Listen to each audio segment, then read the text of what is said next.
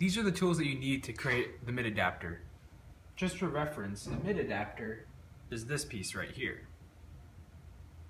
This is not completely sanded. So firstly you need the 510, which is located in this left drawer. It looks like this. You peel it open, and that's your first 510. Then you need a switch. You have a packet here. The switch comes with straight pins that stand directly straight. What you want to do is you want to put them against the table and bend them so that they're at about a 70 or 60 degree angle, not completely 90 degrees.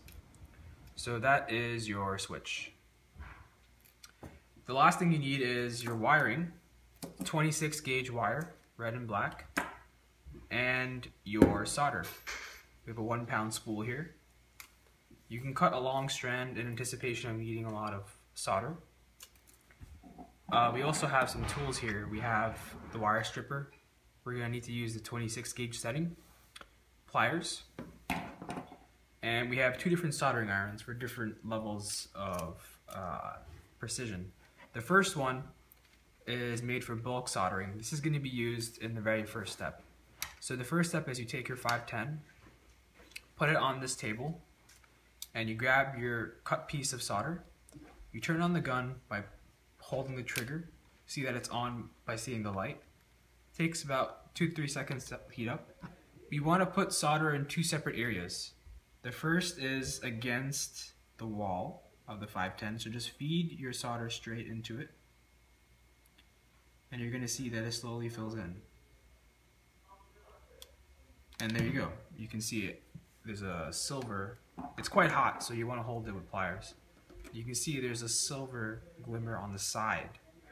This is where the negative or the black wire is going to be soldered in. Then you want to have solder also in the middle. There's a little dimple. So you turn it on again, hold your gun right there. You feed the solder until you see it pile up. And then you're done with the first bulk step. You can release the trigger, put it away. It's quite hot, so put it somewhere where it won't burn anything or yourself. Now that you have your 510, you will likely do this many times so that you have bulk solder on many pieces at once. Let them all sit in a corner and dry. What you want to do next is, once you have a dry 510, you have to get your wire prepared. So you need to solder wires to the switches first and then onto the 510s. So what you do first is you need 2 pieces of red wire for the switch.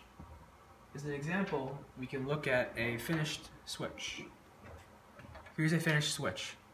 So the switch, which has its bent pins, is typically mounted in a vise. Can you see it? Can you see it? Mm-hmm. Can you see it? Can you see a switch here? No. Yeah. Can you see it? So this is a completed. Move forward. Can you see this? Yeah. This is a completed switch, as you can see. No, you can't see it. You can't see anything on the lap. You have to put it on the table. Okay, how about now? The thing's blocking it, yeah. So this is a completed switch. And you can see that we use the first 2 pins. This is too far away. What do you mean? You can't see pins from here. No? It's too tiny. Alright, pause the video. Shut it off.